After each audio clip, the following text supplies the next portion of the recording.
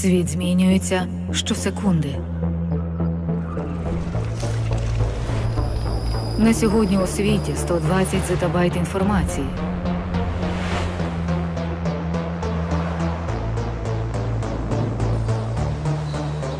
Переходь на бік фактів. Швидкість оновлення інформації невпинно впливає на нашу свідомість, редагуючи нашу реальність.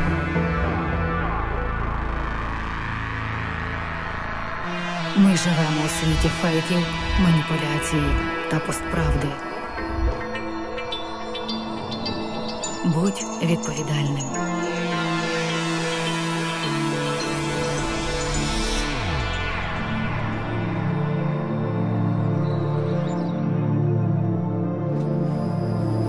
Фейкова новина поширюється у 6 разів швидше, аніж правдива. Став запитання.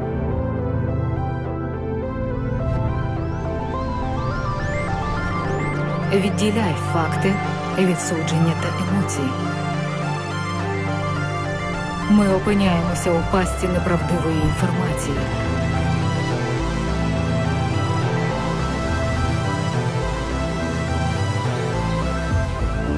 Іди до першоджерела.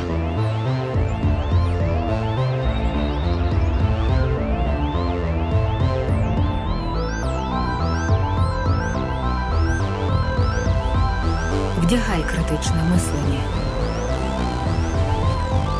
Обирай справжнє. Будь справжнім.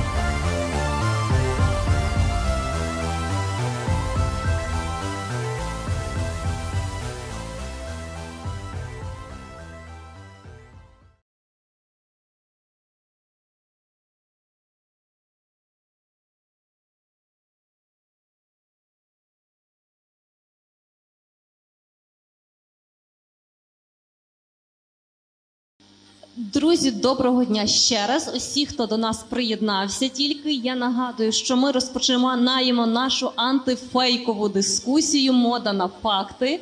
І сьогодні ми говоримо насправді з людьми, які добре розуміють, як фейки впливають на життя, яким чином вони викривляють дійсність і яким чином вони впливають на прийняття наших рішень. Я представляю наших спікерів. Роман Коляда, радіоведучий, композитор, поет і сьогодні наша модель.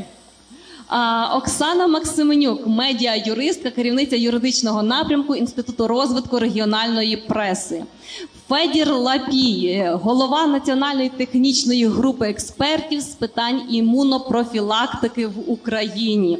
Насправді, я до Федіра Лапія звертаюся постійно, коли доводиться спростовувати фейки про коронавірус, тому що проконсультує і розкаже все, як є.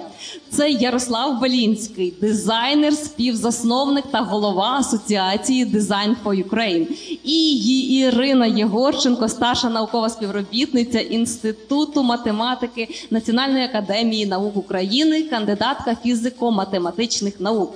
Мене звати Альона Романюк, я редакторка інформаційної кампанії «По той бік новин» і авторка ініціативи «По той бік пандемії». Спростовуємо фейки і впроваджуємо моду разом з моїми колегами на медіаграмотність і на критичне мислення. Друзі, у нас часу не так багато, а з вами можна просто з кожним говорити цікаво і, по суті, годинами. Тому що ви всі практики, у всіх багато цікавого досвіду.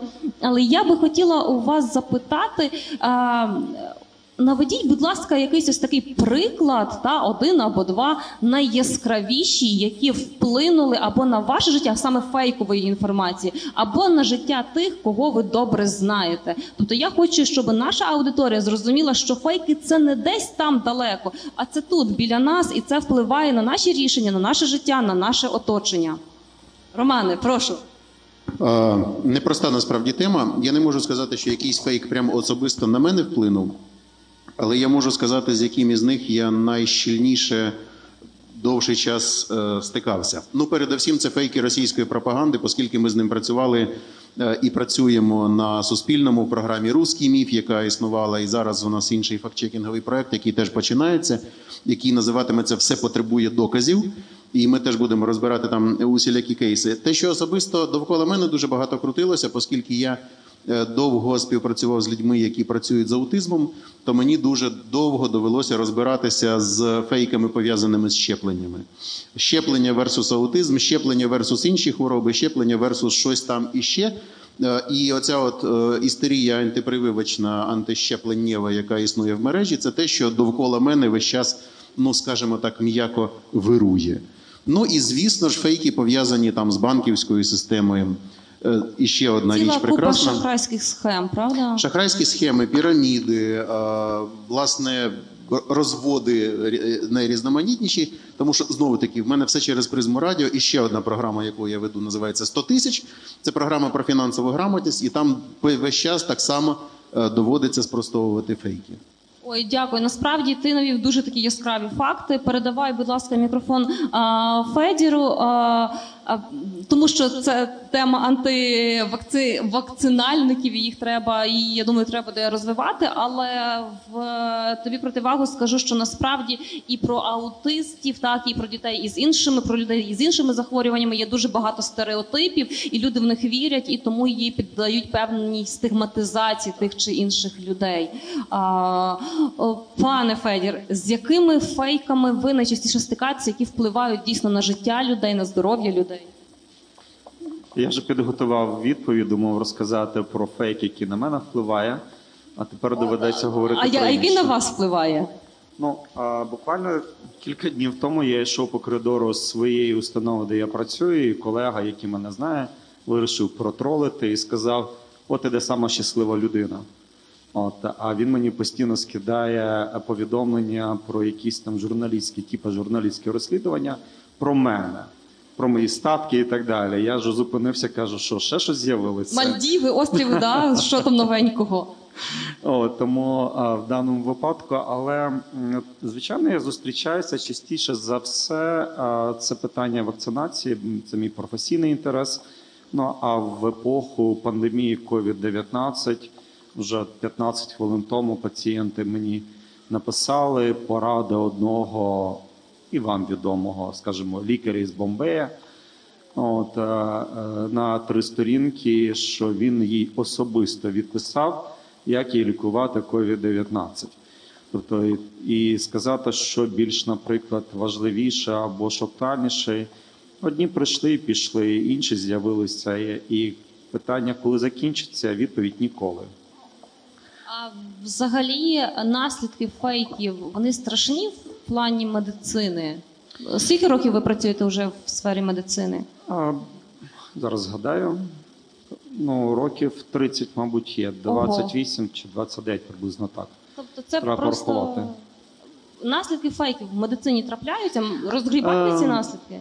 Я би розрізняв медичні помилки або певні моменти, які стосуються некоректних висновків, і те, що нам здавалось 30 років тому абсолютно правильним по відношенню до ведення пацієнта. Ми через 30 років сказали, знаєте, це не те, що допомагає пацієнту, навіть шкодить. Але саме тому і виникла напрямок медицини, це evidence-based medicine, медицина, яка ґрунтується на свідченнях. Нас її некоректно переклали як доказова медицина, але справа не в тому. Щоб дійсно те, що здавалося раніше допомагає, воно може навіть шкодити. Це питання якраз до математичного аналізу цих всіх моментів, статистики, бо якщо взяти наші дисертації в Україні, я думаю, більшість з них можна просто-напросто перекреслити.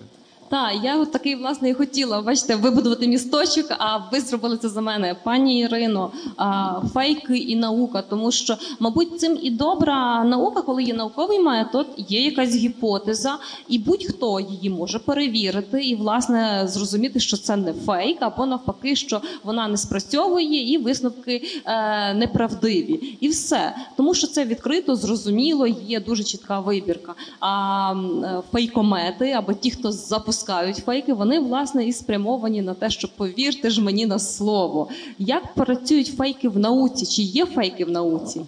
В науці дуже багато фейків і дуже багато навіть таких історичних фейків. Ну, ми знаємо, що такі відомі історичні фейки ми вже сьогодні згадували. Це і астрологія, і те, що все обертається навколо Землі, і те, що, ну, наприклад, існує якийсь ефір, і так далі. Тобто таких фейків насправді дуже-дуже багато, і тому варто вивчати історію науки, навіть щоб бачити, як виникали ці фейки, чому вони виникали, і чому люди в них вірили. Ну і зараз теж багато людей вірить в різноманітні фейки, історичні, математичні. Дозвольте, я вам поставлю таке питання. Як там справи з судами, з цим пан Тесля? Так? Можете розказати цю чудову історію нашим глядачам? Так, це абсолютно чудова історія. Ну, на жаль, у нас навіть ректори провідних університетів мають серйозні проблеми з критичним мисленням і просто академічною доброчесністю. І навіть от в Київському університеті пропагувалася абсолютно дика теорія про те, що там фактично заперечувалися закони Ньютона, теорії відносності, метеорит приймає рішення падати на землю, гравітації нема і тому подібне. Що? Ага. Так, це чудова історія. Пан Юрій була прекрасна історія. От на мене за те, що я сказала, що це все псевдонаука, подали до суду. І перший Печерський суд прийняв рішення реально про скасування законів Ньютона. Тобто, якщо... Ні, я серйозно, я не жартую. Ну і за компанією теорію відносності. Тому що якщо суддя Печерського суду заявляє, що заперечення так званого принципу інерції Галілея це не є псевдонаука, тобто вона фактично що оголосила, що це все є наукою, це, вибачте, це заперечення законів Ньютона. А якщо ідея про те, що метеорит приймає сигнал Землі і приймає рішення впасти на Землю, це теж наука. Власне, на засіданні апеляційного суду я говорила, тоді, значить, вся, наприклад, експертиза дорожньо-транспортних пригод просто множиться на нуль, тому що автомобіль прийняв сигнал від зупинки чи переходу, і оця там відома зайка, чи оце кілька днів тому, по-моєму, вчора теж погана людина в'їхала в зупинку, що ці люди не винні, тому що їхній автомобіль прийняв, за логікою цього людини, яка вважає таку діяльність наукою, просто автомобіль прийняв сигнал від чогось і в'їхав, а людина, водій взагалі ні при чому. Тобто це такий абсурд. Там куля, відповідно, теж прийняла сигнали. Ви знаєте, я дуже смішно. Апеляційний суд це все-таки зрозумів, що це просто руйнується правова система, в тому числі, тому що судова експертиза базується на законах Ньютона, кінець кінцем. І вони ясно, що скасували це рішення Печерського суду і повернули дію законів Ньютона на території України. Це абсурд. Тобто це говорить про те, що навіть людям, які заявляють, що вони там гуманітарії і судді і так далі, що їм все одно потрібно хоча б елементарне критичне мислення, хоча б елементарна якась наукова грамотність. І зараз ми бачимо, що таке некритичне мислення навіть багатьох журналістів просто руйнує життя багатьох людей, реально. Насправді так, і ось ця теорія у нас в професійних колах, ми її, вона називається теорія несилової взаємодії, тобто десь там не метеорит там пролітав і впав там або пролетів, а його покликала земля і сказала: слухай, залети сюди на хвилинку, там вип'ємо чаю, посидимо. Це, вибачте, абсурд. А Печерський суд, як Печерський суд. Я дуже дякую і прошу передати мікрофон Ярославу. Ярославе, а які фейки, в продовження того питання, яке ми почали, коли ти теж тут дефілював нам, в твоїй сфері є? Тому що в нас такі дуже різні у всіх сфери діяльності. Розкажи, з якими фейками ти стикаєшся? В українському дизайні насправді є достатньо велика кількість зараз крутих робіт, класних кейсів, перемог на міжнародних змаганнях і так далі. І наші друзі в лапках китайці Буквально дуже швиденько, там через місяць роботи, яка з'явилась на сайті, наприклад, в портфоліо якогось дизайнера, вона вже з'являється фізично, підробка, зроблена не дуже якісно, але дуже схожа. В принципі, люди дуже часто, коли у них вибір купувати щось там за 500 євро чи за 50, зрозуміло, що 50 вигідніше, вони купують, не дивлячись на якість. І це проблема, тому що це фактично відбиває клієнтів, це псує статус, тобто люди купують річ, яка ніби схожа, дехто навіть плутає, особливо якщо це підписується як оригінальний бренд. Тобто тут дуже багато насправді таких питань, це крадіжка інтелектуальної власності, і це можна окрему дискусію стосовно цього робити. Насправді тут про інтелектуальну власність і про Печерський районний суд я хочу запитати в Оксани Максименюк. Можна один мікрофончик сюди?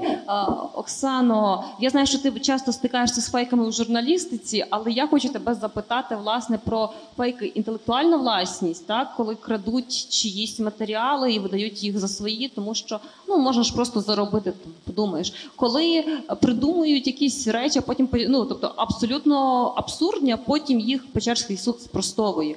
Коли російська пропаганда заполонює український інформаційний простір і українські журналісти це радо репостять або й шукають там всіляких а-ля жертв для того, щоб привернути увагу. Що з цим робити? Як юристам тут реагувати і не тільки юристам? Взагалі є якесь рішення в юридичній площині? Бачите, дуже важко говорити про те. Взагалі юридична площина, і в нас в законодавстві передбачено, що такі моменти спірні мають вирішуватися в суді.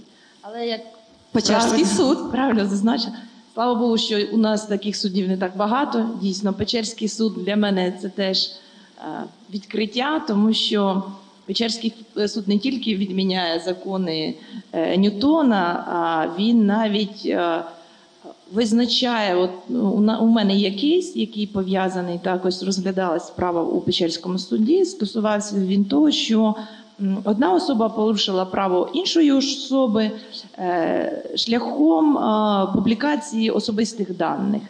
А таким чином особа вирішила, що вона буде захищатися від того, щоб втручались у її приватне життя. Вона вирішила, що я публікую особисту інформацію, і це зупинить ту особу, яка збирає про мене інформацію.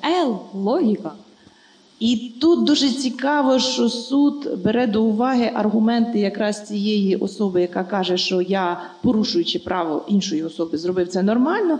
Більше того, виходячи з логіки суду, дуже цікаво, виходячи з такої логіки... Можна я уточню? Є Петрик і є Вітя. Петрик каже, я хочу, щоб Вітя мене не чіпав, тому я опублікую його персональні дані. Да. Де він живе, на якій машині він їздить, яка в нього квартира і так далі. Всі оці персональні дані. І що каже Печерський суд? А Печерський суд каже... Так, це прекрасний спосіб захисту. Тобто, фактично, особа сама може визначити, яким чином вона може захищатися. От сьогодні я з вами спілкуюсь. Вам щось не сподобалося з того, що я сказала. Ви не йдете в суд спростувати недостовірну інформацію або накласти на мене кістагня. Ви вирішуєте, я її поб'ю. І суд фактично таким чином визначає, що ви вибираєте спосіб захисту. Не передбачений законодавством спосіб, а той спосіб, який особа сама собі вирішує, що це для неї нормальний спосіб захисту. Це Печерський суд теж, так? Це Печерський суд теж. Не хотіла би я... На жаль, таким чином у нас теж повністю зноситься правова система. Вже не будемо казати про Конституційний суд, який теж виносить рішення, яке руйнує взагалі принципи правосуддя. Не будемо зараз лізти в політику, бо там стільки тих фейків і маніпуляцій, що ми застрягнемо тут на годину і довше, тільки на одному питанні. Це я хотіла просто сказати, що я розумію, коли фейки створюються, наприклад, просто людьми, тому що якась цікава тема, і для того, щоб привернути увагу до себе, особа таким чином починає нарощувати цікавість іншими. Але коли держава це створює, насправді це дуже велика проблема, тому що у нас є чітко визначені принципи, за якими формується взагалі політика держави, правова система, захист інтересів людей, і вони просто рушаться. Ми ловили насправді на потойбіччі кілька різних установ, державних, міністерств, не політиків, а саме установа, та поширюють фейки, запускають їх спеціально. Але я хочу з вами, колеги, розглянути сам ланцюжок. Хто і чому, на вашу думку, запускає фейки? Які причини? Чому люди взагалі запускають фейки? Якщо це Зараз повернемося. Я можу говорити? Я можу говорити про це дуже довго, але спробую дуже коротко. Є ті, кому це вигідно, є просто романтичні телепні, romantic stupid, які просто підхоплюють. А деякі речі, коли ти спілкуєшся з журналістами, вони кажуть, слухайте, що це, звідки, чому це? Кажу, повірте просто в банальну людську дурість. Бо часом речі робляться з дурості. Я вам приведу приклад. Хочете? Про українську вакцину проти COVID-19. Актуальна тема дуже. Свіжий приклад. Я не думаю, що зумисно прес-служба Офісу Президента, чи як її можна назвати, написала в новині і потім повторила про те, що вакцина нейтралізує вірус. Вакцина, в принципі, не може нейтралізувати вірус з біологічної точки зору. Тобто, але далі цю новину, це фейкова новина, її почали поширювати. І підхопили журналісти. Фактично сталося те, що називається фактоїд, коли неправда, запущена через медіа, стала сприйматися як правдива інформація. Я це сприймаю як помилка. Журналіст не є біологом, він не є медиком, і він не може навіть зрозуміти без критичного мислення, що вакцина не може нейтралізувати вірус. А якщо ми говоримо про те, кому це вигідно, для чого, ми прекрасно розуміємо, ми всі хочемо жити в нормальній, демократичній і правовій державі. Існування нормальної держави без інституцій неможливо, тому інституції треба захищати. Вони завжди слабкі, бо інша сторона хоче їх зруйнувати заради своєї вигоди, не заради нашої. І тут питання, яке стосується зовнішніх впливів, якраз яскравий приклад, коли ми кажемо про те, що деякі фейки, вони є цілеспрямованими, але не помилковими, як я сказав про новину з Офісу Президента.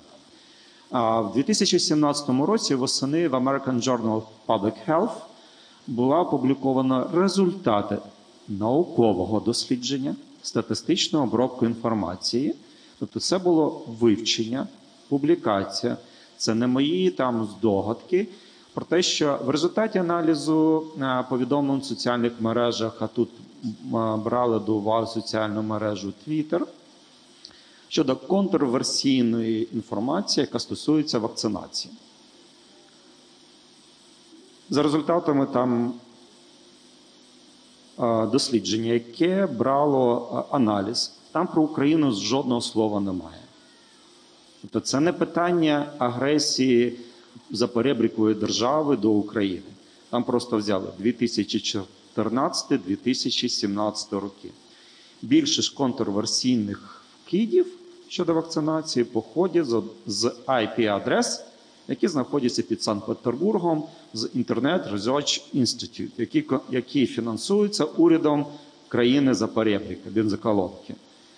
І там дослідники, це дослідження наукове. Вони аналізують, в принципі, для чого і проводять приклад, як це впливає на виборців. Мальчик в трусиках, але у нас були ще і вакцини для стерилізації дівчат на мітингу в Луганську, коли екзальтована жіночка розказувала про те, що ця хунта вже закупила вакцини для вашої стерилізації дівчат. Закуплено було, скільки ж вони? 40 мільйонів доз. 40 мільйонів доз вакцини проти вірусу папіломи людини. Тобто вакцина існує. Ми її закупили, да ні, звичайно, тому що, слухайте, 40 мільйонів доз – це все жіноче населення, 2 дозами провакцинувати. Для мене це вже абсурдно звучить, знаючи тим більше, як процедура іде, виділення грошей з бюджету, планування, підготовка і інші моменти. І виробник 40 мільйонів доз нам не зміг би навіть продати, якщо б ми навіть захотіли. І питання навіть не в стерилізації, бо вона не викликає стерилізації абсолютно. Але воно періодично вилазить періодичністю з півроку з'являється, вкидається.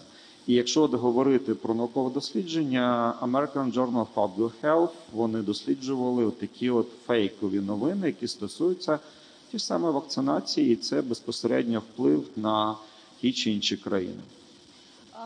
Мабуть, Роман хоче продовжити, а я потім ще якраз маю до нього питання. Я просто хотів сказати відому таку тезу, яку любить часто повторювати Валерій Пекар, що світом править не масонська ложа, а явна лажа.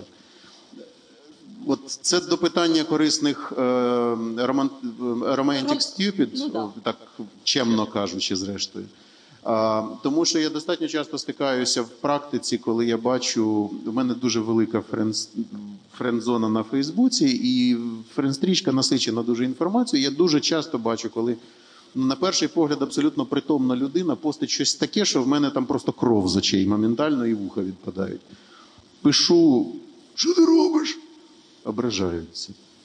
От це величезна біда, тому що як тільки людина в щось починає сліпо вірити, тут одразу питання медіагігієни стає питанням релігійним. І тут велика біда. Якщо це вже зайшло в стереотипи, зайшло в питання, що людина в це повірила, там далі катастрофа. Дуже важливо превентивно діяти. І будь-яке медіапросвітництво, у тому числі чому я на цій акції тут в православний Шабат Самайн, тому що, бляха, вибачте на слові, це важливо, архіважливо, тому що тьма єгипетська в мозгах, і з цим треба щось робити постійно. Я хочу ще в продовження тези, яку сказав Федір, запитати тебе. Так? Він порушив таке дуже яскраве питання – це помилкова інформація. Тому що, от, наприклад, Рада Європи, вона поділяє неправдиву інформацію на 3 типи. Це є дезінформація, та, яка неправдива, має намір нашкодити. Є місінформація, це помилкова інформація, власне, як от історія з вакциною і Офісом президента, що вакцина нібито нейтралізує вірус. І є мало інформація, це те, про що частково говорила Оксана, коли є правдиві дані, але які спеціально хтось десь публікує для того, щоб з метою нашкодити людині. От я хочу з тобою поговорити про misinformation, про та, яка помилкова. Часто ти стикаєшся в своїй діяльності з наслідками помилок людей, та журналістів, наприклад, колег, особливо в плані російської пропаганди. Тут є одразу кілька проблем, багато про що можна одразу говорити. По-перше, мені траплялося помилятися в ефірі, тому що, зрештою, за 20 з гаком років практики, я вже не кажу про механічну обмовку, яка іноді трапляється, але іноді там недоперевірив. Звісно, що ти потім я сам собі влаштовую достатньо строгий розбор польотів, тому що я вимогливий до себе. Тут інше питання, що у нас дуже уважні слухачі у Суспільного, і вони одразу там таке прилітає у Viber. Ви запускаєте фейки самі, ви тут боретеся, а самі. Ми одразу намагаємося виправитися настільки швидко, наскільки це можливо, тому що це наша професійна журналістська етика з одного боку. З іншого боку, що таке журналістська робота? Журналіст не може бути мікробіологом, імунологом, доктором фізико-математичних наук. Задача журналіста, Дмитро Сіманський тут смішно завжди каже, спрощувати і узагальнювати. Узагальнювати і спрощувати.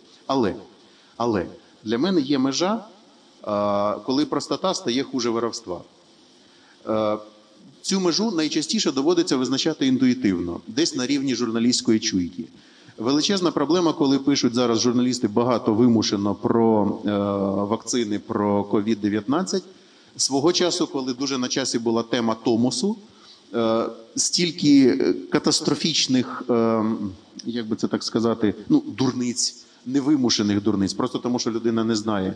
Я прочитав про церковну ієрархію, про автокефалію, про ці речі, а оскільки я в темі, то хочеться одразу до кожного бігти і прочитати йому малесенький лікнеп. Погугли. І я, чесно кажучи, хожу як дурень з писаною торбою з цією фразою «гугліть, гугліть, гугліть, сумнівайтеся, перевіряйте самі себе. Якщо вам здається, що ви точно в цій сфері точно все знаєте, перевірте себе двічі». Знову-таки, сам час від часу помиляюся. Це не гарантія, але треба принаймні намагатися цей бік рухатися. І як на мене, коли помиляєшся, дуже важливо визнавати помилки, особливо в журналістському середовищі, та й науковому, та будь-де, тому що саме так формується довіра. Тобто, коли ти кажеш, ні, сам дурак, я в білому пальто, це так не працює. Тобто треба одягати такі дощовики і боротися з фейками. А я, мабуть, хочу запитати Ярослава про дизайн, але з іншого боку трохи. Тому що кожен фейк, він спеціально, ну не спеціально, деколи помилково, так, але вони мають дуже красиву форму. Ну, тобто їх намагаються подати в цікавій формі, зробити яскравими, для того, щоб людина в них повірила. От, чи стикався ти з такими от яскравими якимись фейками, чи от з погляду дизайну ніколи не звертав на це уваги? Ну, безперечно, будь-який контент, який красиво запакований, він принадніший, це очевидно. А стосовно фейків, чим він більш божевільний, тим чомусь люди легше в нього вірять. Так? Ну, чим більш нісенітниця відірваніше від реальності, тим простіше в неї повірити. До речі, от стосовно того, що колега мій говорив, ну, взагалі наука побудована на припущеннях. Так? І було дослідження позаминулого року, коли проводили аналіз наукових матеріалів, відомих журналів, спеціально взяла на це грант великий. І виявилось, що близько там, я от зараз, знову ж таки, боюсь збрехати, але там, типу, 40% статей в наукових журналах, на які всі посилають, дають лінки, як на пруфи, вони просто абсурдні. Ну, тому що люди, які в журналі працюють, вони не можуть бути компетентними в абсолютно всіх сферах. Ну, тобто, якийсь професор щось доказує, це звучить, в принципі, окей, типу, давайте надрукуємо. Ну, ніхто ж не буде робити дослідження на дослідження, так? У мене якщо в наукових колах, ну, таке стається, то що можна казати про будь-яку іншу тему? Не віддавай мікрофон, але я просто вклинюся і скажу одну от приклад. Я думаю, що Федір його теж добре знає. Так званий лікар Ендрю Вейкфілд, 1997 рік, який з'ясував нібито про те, що вакцина від кору, краснухи і паротиту, КПК, викликає аутизм у дітей. Насправді це повна маячня, але це дослідження від лікаря, який мав ліцензію, який проводив нібито це дослідження, опублікував журнал Lancet, так, який відомий і користується повагою у всьому світі. Так, потім Lancet вибачився, він відкликав це дослідження. У цього лікаря забрали ліцензію, тому що вибірка була, якщо я не помиляюся, 12 дітей, причому всі ці діти були із певними ознаками, тобто дослідження було заангажоване. Але на той час воно було опубліковане, і досі ось ці всі антивакцинатори, вони посилаються на це дослідження, що от, мовляв, такий лікар, він з'ясував і викликає аутизм і так далі. Там цілий рух потім почався. І пан Вейкфілд досі очолює і спекулює на цьому, а все дуже просто. Завжди треба шукати, а де ж гроші? Тому що Вейкфілд, він не був проти вакцинації, він хотів просунути на ринок свою вакцину. Я думаю, що Федір потім додасть, але от ти дійсно дуже класно зачепив тему. Що з дизайном? Тобто, окрім того, що крадуть розробки та інтелектуальну власність по факту, тому що це ж не завжди можна пощупати. Це трохи насправді інша тема, мені здається. Тобто ми зараз говоримо про паралельні дві якісь такі парадигми. Одна тема – це інформаційна безпека, да, і правдивість, неправдивість інформації. Друга тема – це коли ворують просто ідеї, да, це трошки інше, і присвоюють чужі. Стосовно, власне, я трошки ще підведу тоді, до чого я вів про науковців, коли ми почали говорити. Якщо навіть в наукових колах ми не можемо перевірити, будь-яка людина щось прочитала, їй здається це сумнівним. Вона погуглила, наукова стаття підтверджує, окей, типу, я вірю тоді далі в це. А це неправда. Як ми це можемо перевірити ще? Ніяк. Тобто це все, фактично, ми припускаємось якоїсь інформації. Федір, хочеш заперечити? Безперечно. Я до цього і веду, щоб у нас була більш цікава розмова. Для мене це питання, власне, етики, виховання і культури. Чим вища культура в суспільстві, тим, мабуть, люди відповідальніше до таких питань відносяться. Дуже простий приклад про дизайн. Ми говорили з нашими колегами з Швейцарії. стосовно того, чи швейцарський ринок може бути доступним для українського дизайну. Ну, тому що Швейцарія, багато грошей, вишуканий смак там і так далі.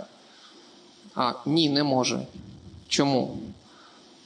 Тому що ваша продукція коштує дешевше, ніж наша. Я кажу, в смислі, а як це стосується? Ну, середньостатистичний швейцарець, коли він буде дивитись на те, купувати оцей стілець швейцарського бренду за 5000 євро, чи оцей стілець китайського за 100, чи оцей за 500 українського, він купить свій, щоб підтримати свого виробника, бо у них там так заведено, так прийнято. У людей достатньо грошей, щоб інвестувати в свою країну, підтримувати своїх виробників, своїх дизайнерів і так далі. Це питання культури. Культури споживання інформації в тому числі. Також, так. Ви хотіли апелювати? Да, я не стільки апелювати, як сказати, по-перше, фейк, що ми колеги, бо я не дизайнер, а ви не лікар. В цій дискусії, так, чисто це абсолютно, це теоретично. без образ. Але от культура, етика, я абсолютно з вами згоден, це певні такі моральні засади, на яких повинно існувати суспільство і підкріплюватися правоохоронними органами і судовою системою для того, щоб дійсно визначати винуватого. Але я викладаю, я працюю з лікарями-інтернами, мене Бог милував працювати зі студентами, і з дорослими лікарями, і я бачу, що багато хто не читає. Коли я питаю інтернів, скажіть, будь ласка, яку книжку ви останню прочитали? Аудиторія 30 людей, як правило, приблизно так. Починають згадувати медичні книжки, кажу, стоп. Я не про медичні книжки вас взагалі питав. Яку останню книжку ви прочитали? Художню. І можу сказати, що серед лікарів-інтернів, тобто те, що потім будуть різні професори називати, що медики, лікарі – це еліта суспільства, ми обрані і так далі, з чим я не погоджуюся. Але ми говоримо про те, що не може людина з вищою освітою існувати поза тим, щоб вона читала книжки. Мова йде про те, що для розвитку критичного мислення ми повинні читати книжки. Для того, щоб фільтрувати будь-яку інформацію або навіть розуміти, що написано в науковій статті, не потрібно бути біологом або імунологом, потрібно вміти фільтрувати, вміти верифікувати інформацію. Я раніше дуже, і якраз інтерном, коли ще до війни, я кажу, читайте журнал «Вокруг світу». Він каже, чому? Каже, там дуже класна медична сторінка. Вона вам потрібна, бо ви повинні знати історію, ви повинні розуміти основні моменти, які лежать поза медициною, але прив'язані з медициною. Бо якщо ми говоримо, що читати з паблика наукового, воно повинно бути. Бо я не є математиком, але я хочу прочитати публічно, але науково обґрунтовано про щось, що пов'язано з математикою. І я проводжу цитату звідти, я й досі її проводжу, просто зараз не читається журнал з політичних питань, де написано, що основне завдання освіти на сьогоднішній день – це навчити школяра, того, хто стане потім виборцем, стане, не будь-ким стане, верифікувати інформацію. Бо кожен раз спростовувати міфи, які пов'язані з плоскою землею, або чому сонце сходить на сході і сідає на заході і так далі. Вибачте, таких міфів наперед не наберешся. Бо розум і наші висновки, вони обмежені знаннями. Ми обґрунтовуємо це, зважаючи на знання. Ми говоримо, є факти, немає фактів, аналізуємо, шукаємо, верифікуємо інформацію, а ідіоти, вони ж мають безмежну фантазію. Для них не потрібно жодних причинно-наслідкових зв'язків. Їм потрібно лише побачив, що він сюди приплете, наперед просто навіть невідомо. Тут передбачити неможливо. Це менш точна наука, ніж астрологія. Тому що в даному випадку, що йому стрельне в голову щодо причинно-наслідкового зв'язку, або заявити, сказати, вибачте, і вони ж йдуть в політику. В Верховну Раду України, в радники, в адміністрацію президента. Просто це треба сприймати як належне, але як з цим, в принципі, вирішувати це питання, навчати критичному мисленню. Всі зрозуміють, далеко не всі. Але якщо буде збільшуватися пул таких спеціалістів, буде легше. Так само те, що стосується наукових журналів. Я кажу, слухайте, наукові журнали – це не Біблія, це не догма. Це окрема тема. Але для мене це є можливість прочитати, зрозуміти, верифікувати, брати, не брати, засумніватися, і лише ідіот не змінює своїх поглядів. Одна репліка від пана Романа і хочу Спробую коротесенько. От з приводу журналу «Вокруг світа» і верифікації інформації. Є достатньо прості критерії під час гугління оцього, що можна ж нагуглити і нагуглити. Є проста дуже штука. Якщо там 9/10 всіх посилань ведуть на російські сайти, фейк, до ворожки не ходи. Тому що, звичайно, що трапляється в англомовній пресі, як от, наприклад, з вакцинаціями, але все ж таки, на превеликий жаль, набагато рідше. І друге, з приводу критичного мислення, я абсолютно дуже, і наукових журналів, я дуже за повсякчасне розширення кругозору. Це от до колег-журналістів, до молодих журналістів. Не можна нас дивитися в таку от щілину, тому що ймовірність, що вам засунуть фейк десь з того боку, де у вас от туди не розкрите вікно, вона дуже висока. Через те науково-популярні журнали, я от весь час згадую приклади, коли вся світова преса, наприклад, писала про теорію відносності, я трошки заздрю тим часам. Про яке останнє фізичне відкриття у нас писала вся світова преса? Хіба що про бозон Хіггса? І то, такое. Тут трішки підняли, от коли не той, який Теслі, а той, який Тесла щось робить, щось запускає, то всі, власне, про це пишуть, обговорюють і знімають. Власне, але я вже трошки відволікаюся, тому передаю мікрофон. Є, от пані Ірина. Про фізичні відкриття я пам'ятаю, можливо, я просто більше цим цікавлюся, писали про гравітаційні хвилі, про відкриття гравітаційних хвиль. Писали про графен дуже багато, з таких те, що популярна більш-менш преса писала. Так, звичайно, що зараз дуже мало преса пише про науку і дуже часто пишуть саме фейки. Минулого року я намагалася якось заперечити фейк, причому запустило цей фейк, як не дивно, BBC. Бабці сказала. BBC запустило фейк про відкриття українського математика Марини В'язовської, яка працює зараз в Швейцарії. Згадаємо ще раз Швейцарію. І там перекрутили авторів цієї роботи, перекрутили зміст, перекрутили застосування, і це дуже некоректно просто згадувати одного автора, коли це є робота 5 авторів, і серед яких є теж українські вчені, які працюють в різних країнах. І навіть це, я намагалася писати журналістам провідних видань, єдиний, хто якось зголосився зробити про це передачу, це Олена Лівінська на Радіо Культура, і все. А так всі дружно перепостили BBC, всі в це повірили і навіть не пішли перевірити на то джерело, яке процитувала BBC. Спрощує узагальнення, як кажуть. Так, спрощення узагальнення. Є така ситуація.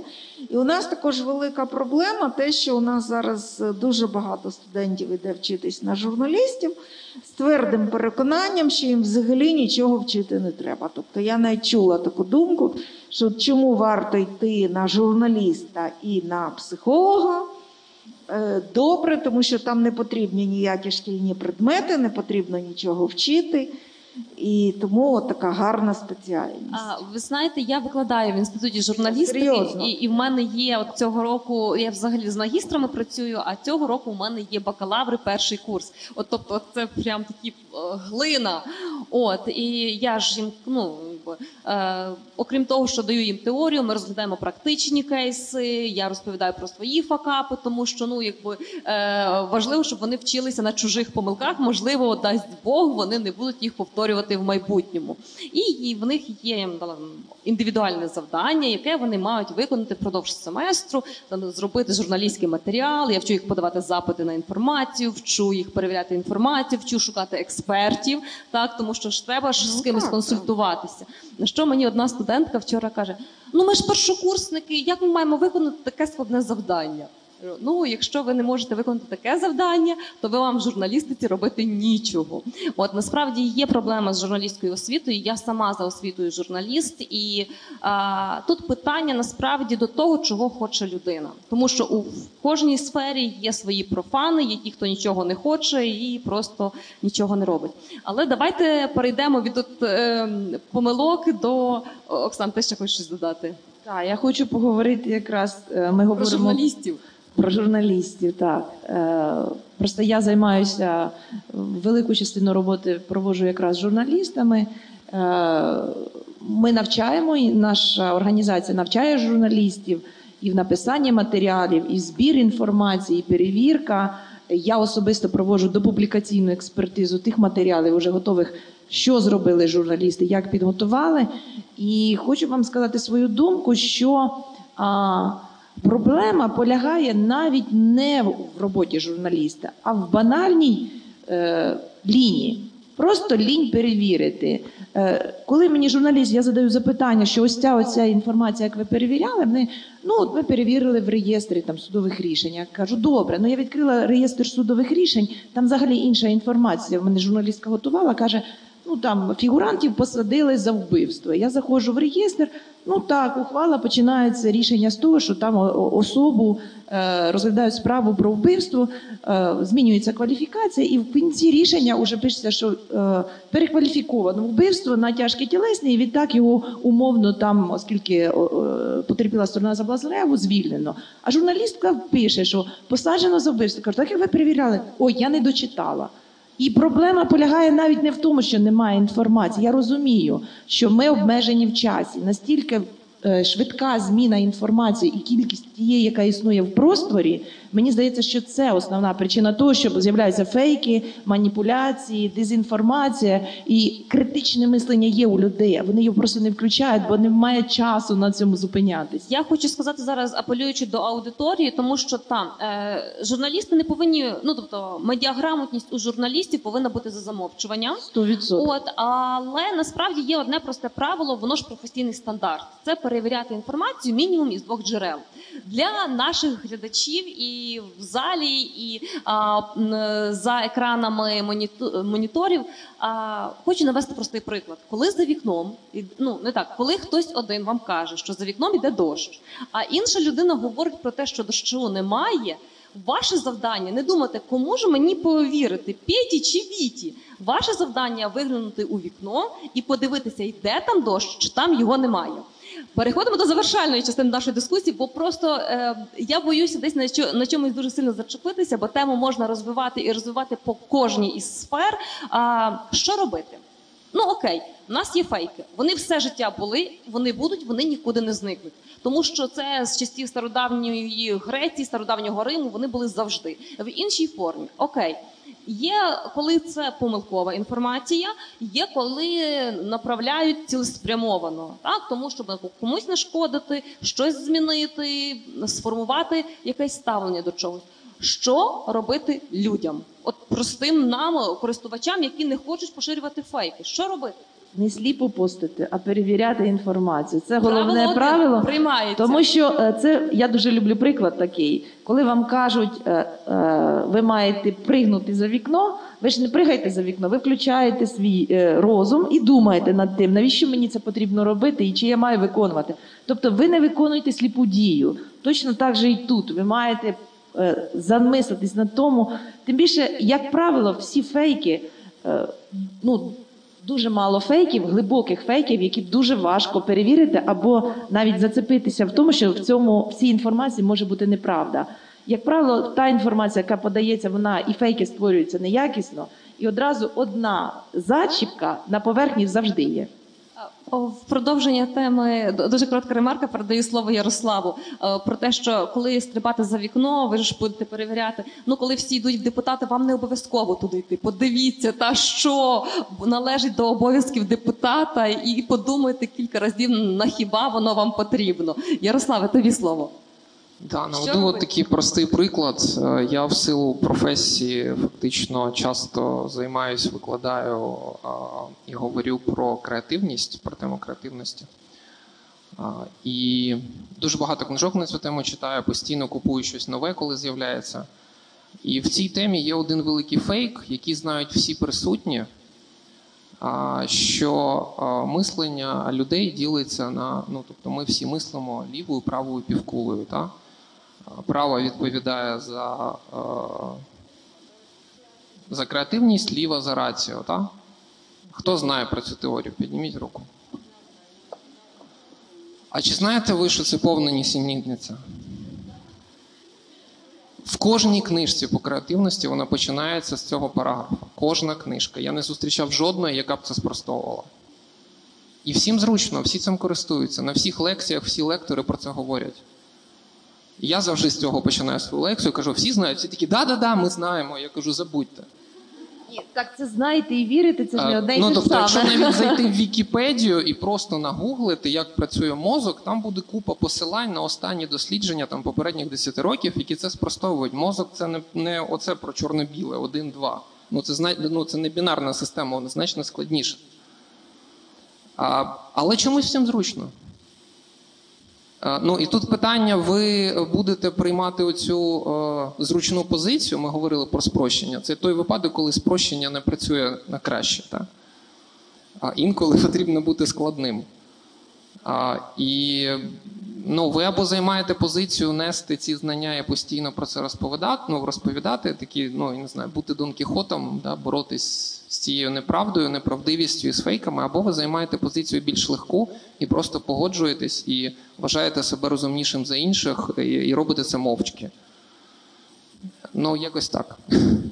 Ну да, якось так різні такі іпостасі. Складний вибір. Я тобі скажу, що я кілька років відкрито борюся з фейками, тобто великий проект ми робимо, і я вважаю спростування фейків найгіршим способом боротьби із ними. Ну от серйозно, тому що у нас вірусні пости, у нас чудове охоплення аудиторії, там по 2 мільйони щомісяця, але все одно цього недостатньо, тому що фейки розповсюджуються значно швидше. Що робити? Рецепт від Романа Коляди. Передусім продовжувати працювати, що б ви не робили. Спростовувати, підвищувати медіагігієну, поширювати ролики про критичне. Можна я все-таки трошки зніму це, бо я вже сил моїх немає, даруйте. Що я хотів сказати з приводу ускладнення? Насправді так. Ми живемо в тому світі, коли найпростіші вже не виживатимуть.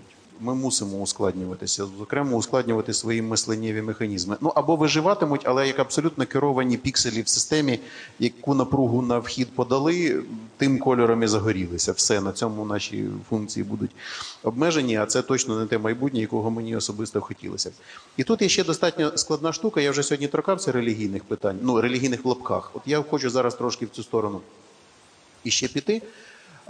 З одного боку, є класне правило дискусії. Не ведись, якщо твій візаві змушує тебе доводити аксіоми. Тому що аксіоми доведень не потребують. Якщо тебе змусили доводити свої аксіоми, ти завідомо в програшній позиції. Але треба дивитися, чи тобі в аксіоматику не засунули вірус. Знову ж таки, про російське походження багатьох фейків. Якщо ми в свою аксіоматику впускаємо, що нам може бути бодай теоретично корисне щось, що не корисне Україні, а корисне Росії, ми зразу, як на пулеметній турелі, розвертаємося на 180 градусів, і нам стає логічно все, що нам звідти закидають. Тому що у нас в аксіоматиці вірус. Якщо ми цю турель віничком почистимо, не може бути мені те, що корисно Росії. Оп! І в тебе картинка світу зразу розвернулася ще раз на 180 в правильну позицію. Що таке правильна позиція? Знову, є така штука, якою ми часто дуже оперуємо – загальнолюдські цінності. Але, користуючись цією формулою, нам дуже часто закидають «перестать стрілять», Ну, не вбивати людей, це ж загальнолюдська цінність. Нам ще тут заповідь «не убій» зараз розкажуть. Мій священник, прекрасно знайомий на цю тему, прекрасно відповідає. Каже, врагов прощать – да. Спочатку пристрелив, потім простіл. З абсолютно чистою священичою совістю він про це говорить, я прошу зауважити. Тому що це ворог, який прийшов зі зброєю на мою землю. Поділишся адресою священника. Легко. Це Олександр Дідюхін, дуже відомий блогер на Фейсбуці. Зрештою, це його формула. Він зараз ще й в депутати, до речі. Олександр, це добре. От в даному випадку це абсолютно ок, на мою думку. Через те, перевіряти свій набір аксіом, але не дозволяти змушувати себе їх доводити. Така трошки складна конструкція, але вона дуже прямо в роботі хороша. Справді так, повністю з тобою погоджуюся, тому що я не буду зараз знову лізти в ці всі притчі, які я дуже люблю, але насправді з кожного інструмента, який є для підвищення медіаграмотності, для протидії дезінформації, кожен візьме собі те, що він засвоїть на своєму рівні.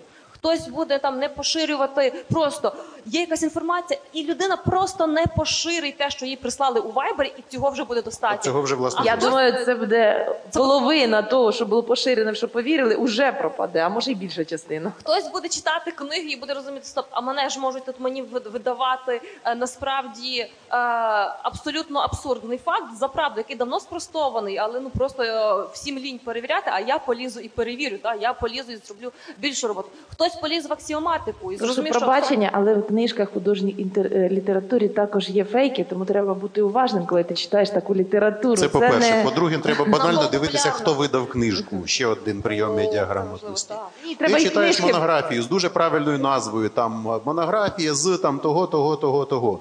А дивишся, там научно-исследовательский інститут НКВД видав в 1943 году. І такий...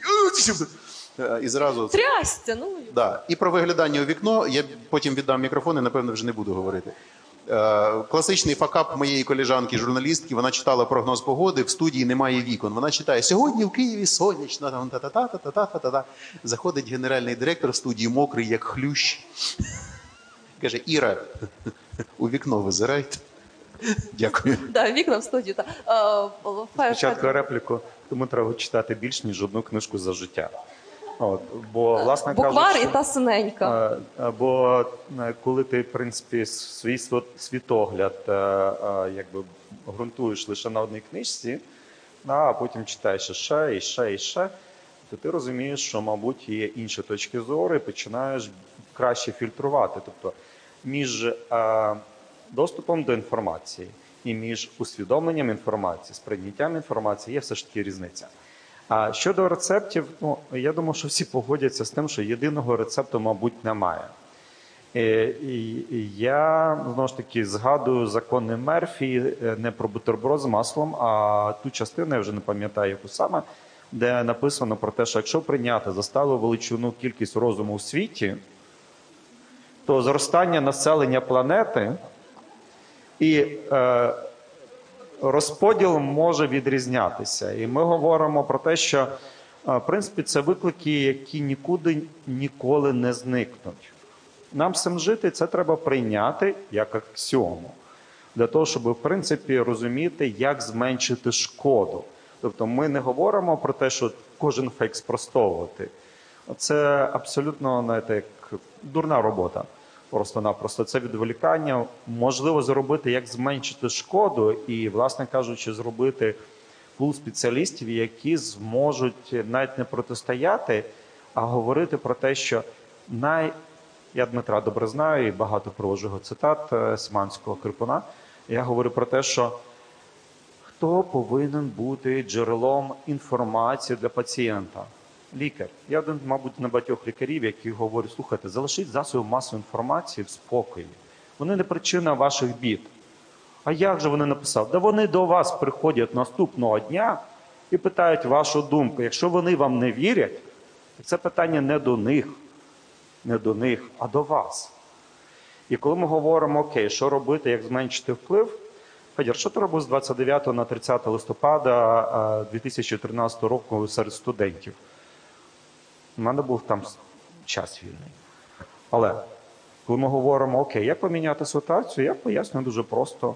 у нас є нове, потрібно виходити покоління лікарів, які за 15-20 років, крок за кроком, стане тими, хто не з точки зору твій тато професор, тому я професор.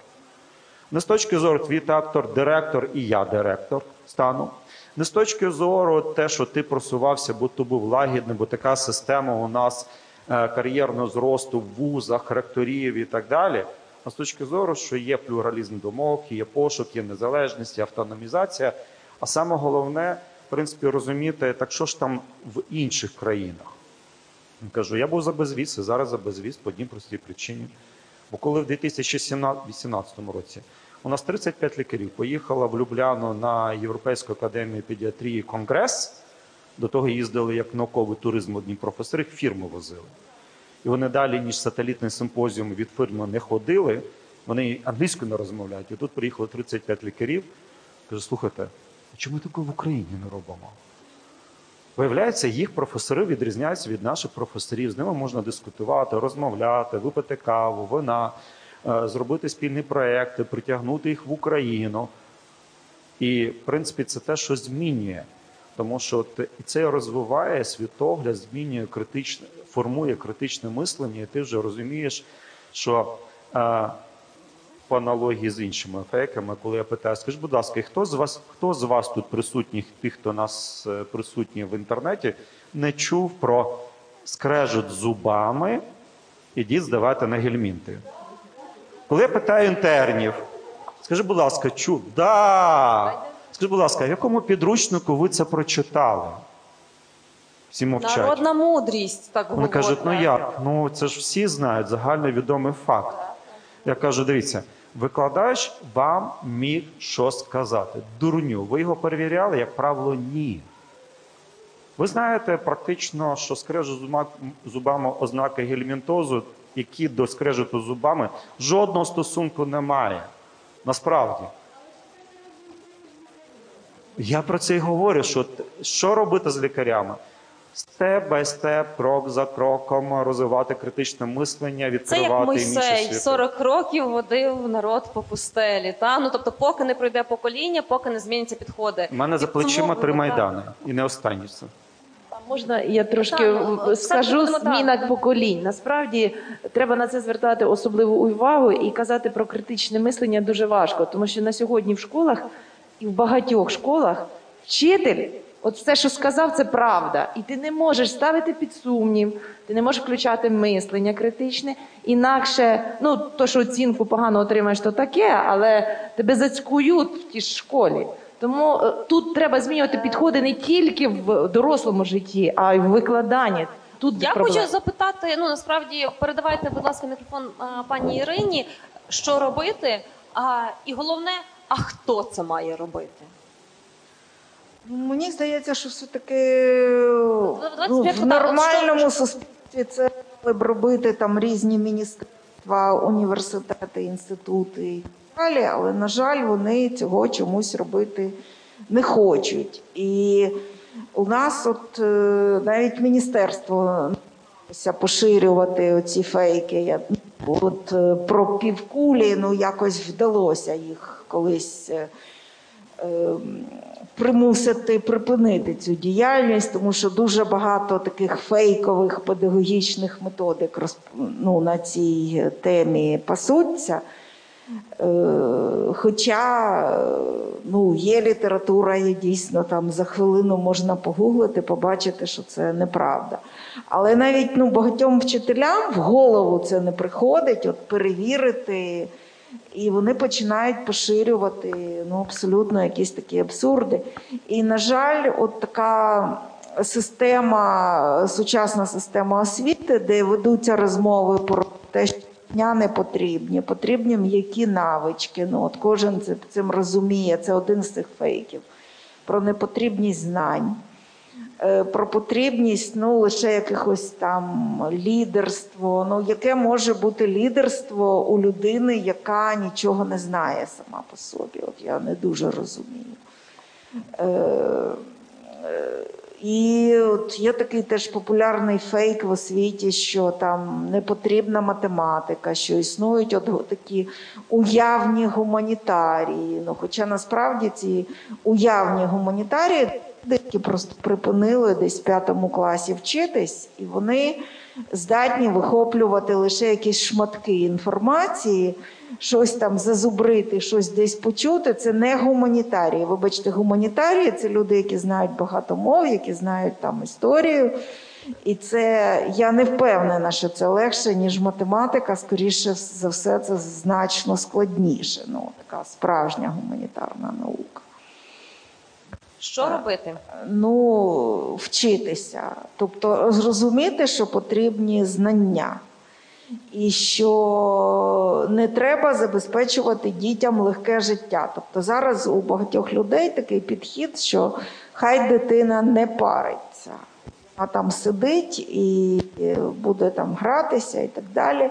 Але насправді ці люди готують свою дитину дуже тяжкого життя, і що ця дитина буде дійсно з таких фейків, іграшкою абсурду, і це дуже погано вплине навіть на її здоров'я, що вона буде керуватися, на її життя. Ну, навіть серед моїх знайомих, особистих, є чимало людей, які загинули просто внаслідок фейків. І люди не розуміють, що готуючи дитину до такого легкого, безпроблемного життя, вони готують з неї потенційну жертву цих фейків.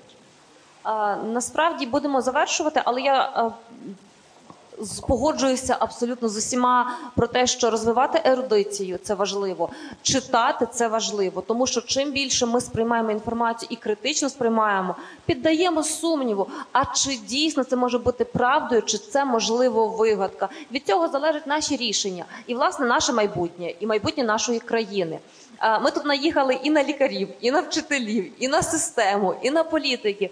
Але насправді причину завжди треба шукати в собі і починати, мабуть, таки з себе. Тому що ми можемо припинити поширювати фейки. Ми можемо почати перевіряти інформацію. Ми можемо почати ставитися відповідально до інформації. І саме ось ця відповідальність, на яку всі чомусь забивають, дуже часто. Але ж є хороші лікарі, які тобі пояснюють, роз'яснюють і кажуть, що немає сенсу тобі здавати, не знаю, аналізи на гельмінти, якщо ти скригочеш з зубами. Або ті, хто кажуть, ті вчителі або науковці, які кажуть, слухай, давай перевіримо це разом. Дійсно, може, як слоган прозвучало.